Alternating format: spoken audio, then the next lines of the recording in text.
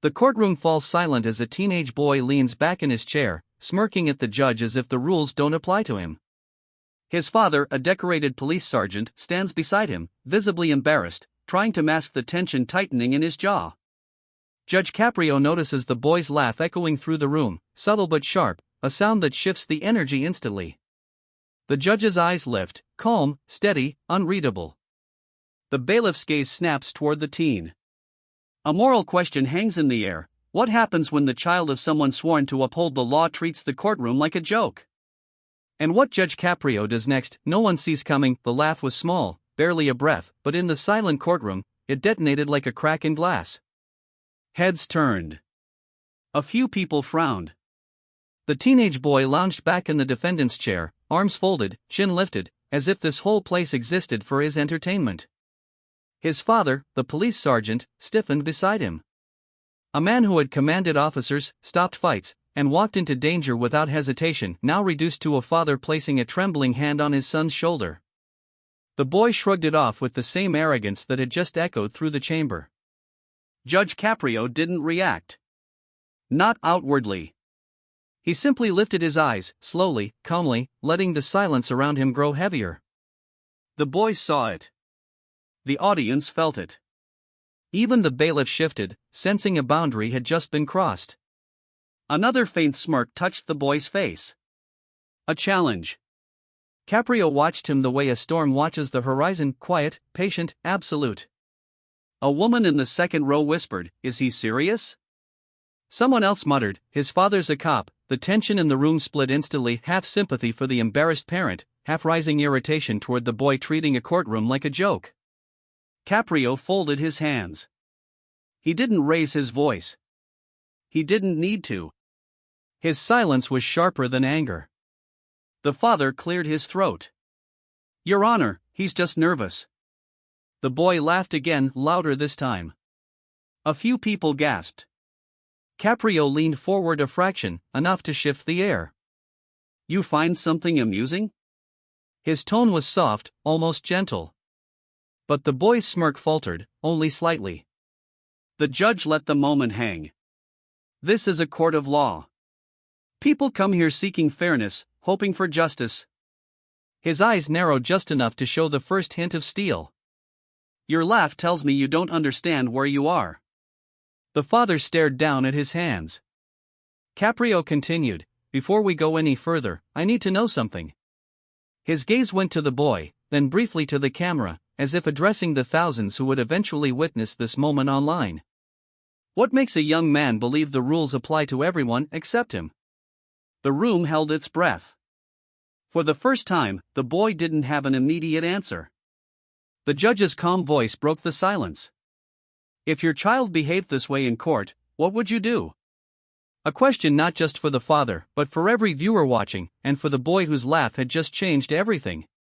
The sergeant's jaw tightened as the echo of his son's laugh rolled across the courtroom. He forced a smile toward Judge Caprio, a desperate attempt to soften the moment. "Your Honor, he's just nervous." But the boy laughed again, louder, sharper, almost proud of testing the room. A few spectators gasped. Someone whispered, "He's digging himself deeper." Another murmured, "And his dad's a cop?" Judge Caprio's eyebrows rose barely a millimeter, but in this courtroom, it was enough. That tiny movement hit harder than a slammed gavel.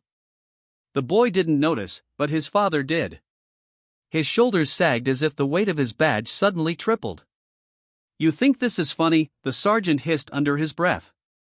The teen shrugged, smirking. "It's not a big deal." Those 5 words cracked something inside the father. His voice, normally firm, commanding, trembled as he whispered, "Do you understand where you are?" Judge Caprio leaned back, observing the father's struggle in real time. The contrast was stark, a seasoned officer, a man accustomed to authority, now losing control of the one person he wanted to protect most. The judge spoke gently. "Sergeant, may I ask you something?" His tone was soft, but the room braced for impact. The father swallowed. "Yes, Your Honor." "When did you first notice this attitude? This disregard for rules?" The sergeant's eyes fell to the floor. "Recently." He laughs things off. Doesn't take consequences seriously. I've tried everything: talking, discipline, guidance. He just pushes back harder. The boy scoffed. Dad, stop being dramatic. That single line sucked the air out of the room. A woman in the back shook her head. A man muttered, he's embarrassing him. Caprio's calm voice cut through the tension. Young man, your father risks his life for strangers. He walks into danger so others can walk away safely. And right now, he is standing here exposed, vulnerable, trying to help you. The boy's smirk flickered. Caprio shifted his gaze back to the sergeant. It must be difficult, watching your son mock the very system you serve. The father's voice cracked. I just want him to grow up. To respect people. To respect himself. For the first time, the teen's confidence wavered. A tiny wrinkle formed between his brows. Caprio let the silence stretch, heavy, deliberate. Then he spoke softly, almost sadly. Sometimes the hardest battles aren't fought on the street, but at home. He paused, allowing viewers everywhere to feel that truth.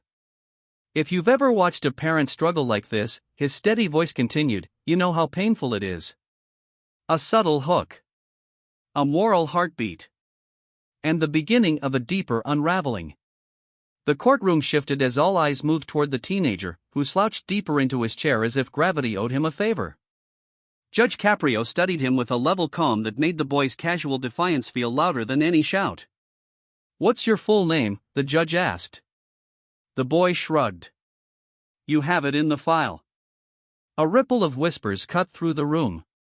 Someone muttered, oh, he's brave, another replied, or stupid. Caprio didn't flinch. I'd like to hear it from you, he said quietly. The boy sighed dramatically. Jason. Jason Miller. Happy? The smugness in his voice lit a spark of disbelief across the courtroom. A woman near the front pressed her hand to her chest. A man whispered, his father must be dying inside. Caprio folded his hands, leaning back slightly. Jason, do you understand the charges against you? Another shrug. Yeah. Speeding. Whatever. Whatever. Caprio repeated the word slowly, as though tasting it. Is that how you see it? Jason smirked. I mean, this is boring. Gasps burst across the room. A sharp, stunned silence followed. The sergeant father froze, his face draining of color. Even the bailiff shifted, his posture stiffening. Caprio let the echo of the boy's words settle like dust. He didn't raise his voice. He didn't even blink. This process, he said gently, is boring to you? Jason nodded, tapping his fingers on the table. Kinda. The judge leaned back further, almost contemplative. His measured silence pressed down on the room with more force than any reprimand could. Jason's smirk twitched, unsure whether he was winning or losing a game he didn't understand. When someone calls this boring, Caprio finally said, it usually means they don't appreciate what's at stake. Jason rolled his eyes. It's not like I hurt anyone. Another wave of murmurs swept the spectators. The tension climbed, thick and electric. Caprio's calm expression never changed. Tell me, he said softly, do rules matter to you? Or do you decide which ones are worth following? Jason laughed under his breath. Depends on the rule. For a moment, Caprio simply observed him, studying, measuring, peeling back the layers of arrogance with quiet precision. The audience leaned forward, sensing that this stillness was not weakness, it was strategy. You know, the judge said, voice low, there's something interesting about people who laugh at consequences. They often stop laughing when the truth arrives. Jason's smile flickered, the first sign of uncertainty. Caprio continued, you think I'm here to punish you. But I'm here to understand you. And right now, all I see is someone trying very hard not to care. Jason swallowed, the sound small but noticeable. The judge's eyes narrowed just a fraction. Keep going, Jason. Show me who you are. The courtroom is listening. The boy straightened, suddenly aware of the weight around him. His arrogance had peaked. And the fall was coming. The boy's smirk still lingered, but something in the room had shifted. Judge Caprio didn't raise his voice, didn't lecture, didn't even acknowledge the boy's sarcasm. Instead, he turned his head slightly toward the court officer. The movement was slow, deliberate, controlled. "Officer," he said calmly, "read the charges." One at a time. A ripple passed through the spectators. Silence tightened like a rope. The officer cleared his throat and began. Charge 1, excessive speeding, 42 miles over the limit. The boy's smirk twitched. "Read it slower," Caprio murmured. The officer repeated the line, slower, heavier. The words seemed to fall harder this time. The spectators leaned forward, sensing the beginning of something deeper, Caprio's quiet strategy unfolding like a scalpel being drawn. Charge 2, the officer continued. Reckless operation. Endangering pedestrians at a crosswalk. A woman in the gallery gasped. The boy shifted in his chair, the casual arrogance slipping just a fraction. Caprio kept his eyes fixed on him. Not angry, analytical. Surgical. Charge 3, failure to comply with traffic signals. The boy swallowed. The sergeant father watched in painful stillness. His hands clasped together so tightly his knuckles whitened. He wasn't just hearing charges, he was watching the truth dismantle his son's bravado piece by piece. Pride in the judge's wisdom mixed with the sting of shame. Caprio spoke gently. Continue. The officer read the next line even slower. Charge 4, disregarding officer commands during the stop. The gallery whispered. A power shift pulsed through the courtroom. The judge hadn't raised a single decibel, yet the authority in the room now belonged entirely to him. The boy leaned forward slightly, as if trying to outrun the weight of the words falling around him. Caprio's calm gaze never moved. Reality has a way of becoming very unboring, he said softly. The boy blinked, realizing that the judge's silence wasn't mercy, it was precision. Every pause was intentional. Every second of quiet was a mirror. And now, Caprio said, tell me, which part of this seems amusing to you? The boy didn't answer.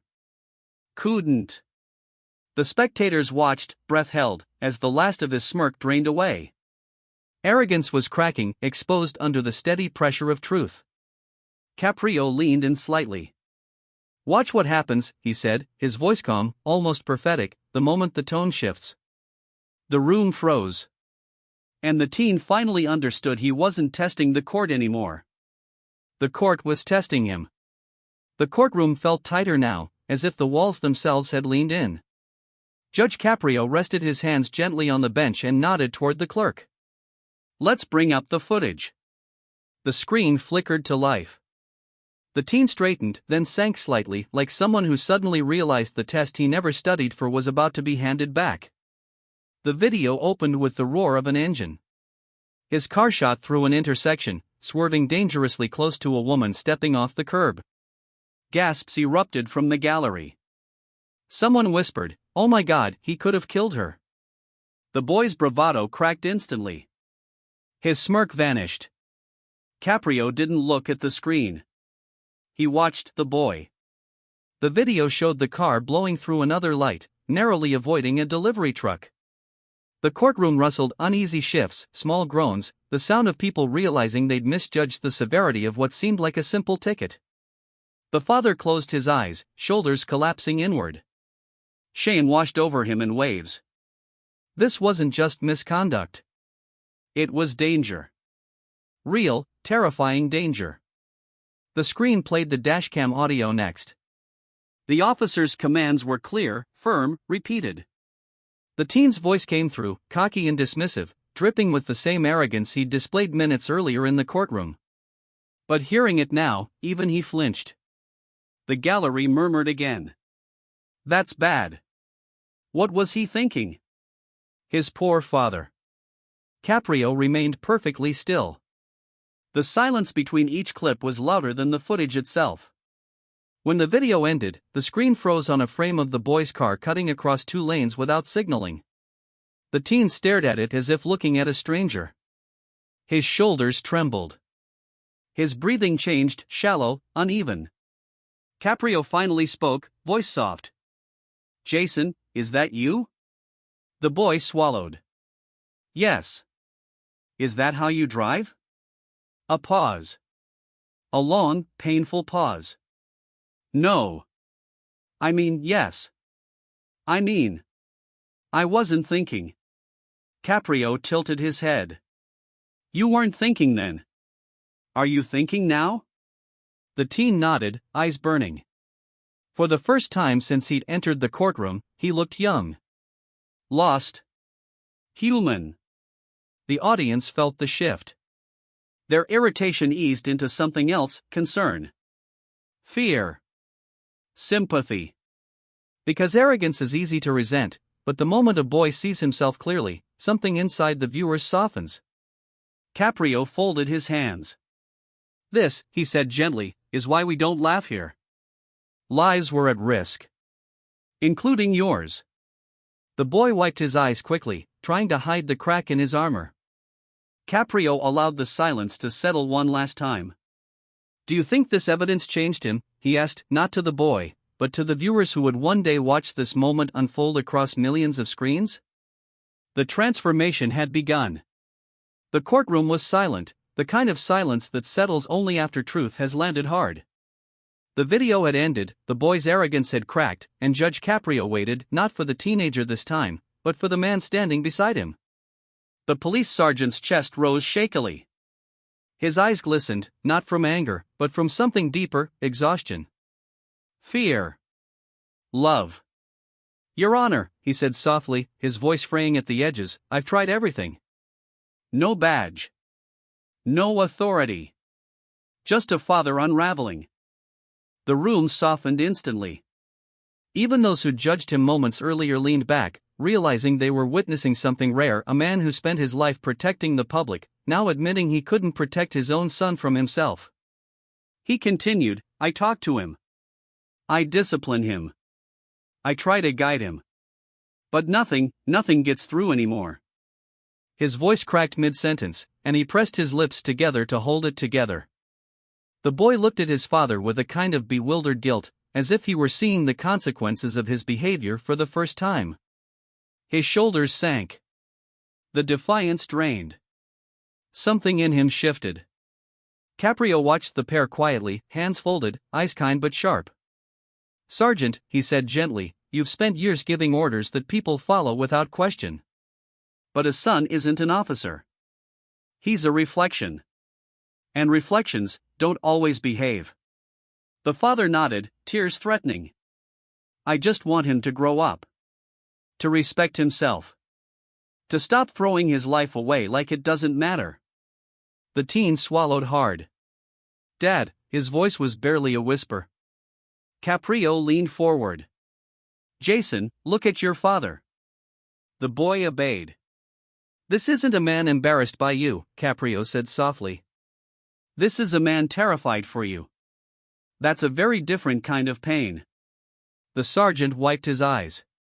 The boy blinked rapidly, fighting emotion he'd never expected to feel here. The judge continued, "You two aren't just standing in a courtroom. You're standing at a crossroads. One choice leads to respect, responsibility, and growth. The other leads to regret." The teenager's chin trembled. "I didn't know he felt like that." Caprio nodded. "Most children don't, until a moment like this." A long, fragile silence enveloped the room. Then Caprio spoke softly, almost like a guiding hand, "Parenting isn't easy. What would you say to your child here?" The question lingered, heavy and human. The lesson was coming. And everyone could feel it. The weight of the father's confession still hung in the air when Judge Caprio shifted his attention fully to the teenager. His voice, when it came, was gentle, but it carried the gravity of a lifetime of wisdom. "Jason," he said, "look at me." The boy lifted his eyes slowly, unsure, vulnerable for the first time since he entered the courtroom. Caprio continued, "I'm not angry with you. Anger doesn't teach young men. Truth does. Responsibility does. Respect does. His tone was calm, but the firmness beneath it made every ear in the room lean closer. You think these rules are meant to control you, the judge said. But rules save lives. Rules protect strangers. Rules keep families from receiving calls in the middle of the night that change everything. Jason's chin dipped. The courtroom went still. And your father, Caprio added, is a man who faces those dangers so other families don't have to. When he puts on that uniform, he doesn't just serve the law, he serves people he's never met. People who might not even thank him. The father exhaled shakily, unable to hide how deeply those words struck. Caprio's voice softened further. Do you know what a privilege that is, Jason? To have a father who risks his life for others, and then comes home and tries to teach his son to walk the right path? Jason blinked quickly. I didn't think about it like that. No, Caprio replied quietly. You didn't. Because you've been too busy pretending you don't care. He paused, letting the truth sting just enough to wake the boy without breaking him. But caring isn't weakness. Caring is courage. A murmur swept through the gallery, agreement, emotion, the quiet recognition of a moment turning. Caprio leaned slightly forward. Tell me, Jason, when you saw your father break down, what did you feel? Jason hesitated. His throat moved. I felt guilty. And stupid. And wrong. Why wrong? Because I made him feel like he failed, the boy whispered. And he didn't deserve that. The father's eyes filled instantly. Caprio nodded. That's respect, Jason. Not fear. Not obedience. Respect. He let the word echo. It means understanding the impact you have on others. It means seeing the people who love you not as obstacles, but as gifts. The teen wiped his face, voice trembling. I'm sorry, Dad. Real. Unforced. Human. The father placed a hand on his son's shoulder, careful, gentle, proud. The courtroom breathed as one watching arrogance dissolve into accountability. Caprio's gaze softened. There it is, he said. Growth begins where excuses end. Jason inhaled deeply. I want to do better. I believe you will, Caprio said. But belief isn't enough. Action is what turns boys into men. A calm silence filled the room, heavy with meaning. Then Caprio looked toward the unseen future audience. Have you ever needed someone to tell you a hard truth, he asked, a quiet invitation wrapped in wisdom? Because this was that moment for Jason. And everyone felt it. The courtroom held its breath. Every spectator, every officer, even the boy himself, everyone waited for the hammer to fall. After everything they'd seen, a heavy fine felt inevitable. Maybe even a harsh reprimand. Something loud. Something punishing. Something that would leave a mark. But Judge Caprio simply sat there in calm silence, hands folded, eyes thoughtful rather than severe. Jason, he began softly, you made serious mistakes. Mistakes that could have hurt people, or worse. The teen nodded, bracing himself. Caprio continued, and when young people make mistakes this big, most courts respond with punishment. He paused. A few spectators nodded, expecting the blow. But this courtroom, the judge said gently, believes more in growth than destruction. A ripple of confusion floated through the room. The boy lifted his head, uncertain. His father blinked, almost startled. Caprio leaned forward. I'm not going to fine you today. Not because you don't deserve consequences, but because consequences only matter when they teach you something. The whispers behind them hushed instantly. Someone murmured, what's he doing? Another whispered, is he serious? Caprio continued with steady warmth, you're going to complete 20 hours of community service. Real work. Work that helps people you don't know. Jason nodded quickly, almost relieved, almost grateful. And, Caprio added, you will write a letter. Not to me. He turned toward the father. But to the man sitting beside you. A written apology. Not forced. Not copied. Honest. The sergeant inhaled sharply, and for the first time, emotion escaped him. A tear slid down his cheek before he could stop it. Jason's voice cracked. I'll do it. I promise. Caprio nodded. I know you will. Because something changed in you today. We all saw it. The gallery softened. People exchanged looks, not of judgment now, but of understanding. The transformation was visible, tangible, real. And one more thing, the judge said, his tone lightening just slightly. In 30 days, you'll come back to this courtroom. Not as a defendant, but as a young man ready to show what he's learned. The boy nodded with sincerity that didn't exist an hour ago. I'll be here. Caprio smiled, warm and fatherly. Good. I look forward to it. The father placed his arm around his son's shoulder, not in discipline, but in pride, in relief, in hope. Jason leaned into the gesture, humbled, changed. What everyone expected was punishment. What they received was something far more powerful. A second chance. As the tension eased into gentle applause from the gallery, Caprio glanced toward the invisible audience that would one day watch this moment unfold online. If you believe in second chances, he said with quiet wisdom, tap the like button. Because today, a boy didn't just avoid punishment. He began becoming someone better.